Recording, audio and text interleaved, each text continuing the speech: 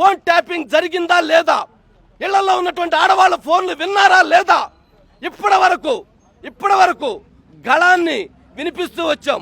ఇక నుంచి మరింతగా ప్రశ్నిస్తాం, వాస్తవాలను బయట పెడతాం, ప్రపంచానికి తెలియజేస్తాం. భారతదేశంలోనే అత్యంత నీచమైనటువంటి హేయమైనటువంటి చర్య రాజకీయ నాయకులవి, జర్నలిస్టులవి, మీడియా అధిపతులవి, వ్యాపారవేత్తలవి, సినిమా వాళ్ళవి ఫోన్లు ట్యాప్ చేయటం ఏంటండి, ఇంట్లో ఆడవాళ్ళ ఫోన్లు ట్యాప్ చేయటం ఏంటండి. ఫోన్లు ట్యాప్ చేశారని ప్రశ్నిస్తే మీడియాగా బాధ్యత లేదా? ప్రశ్నిస్తే ఎలాగానా? ఇదే కార్లు ధ్వంసం చేయటం ఖచ్చితంగా.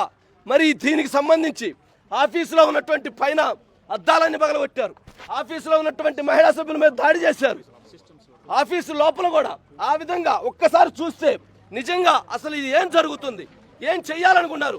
భయపెట్టి ప్రజాస్వామ్యాన్ని నిలవరించాలనుకుంటున్నారా? భయపెట్టి మీడియా గొంతు నొక్కాలని ప్రయత్నం చేస్తున్నారా? భయపెట్టి ఏం చేయాలనుకుంటున్నారు?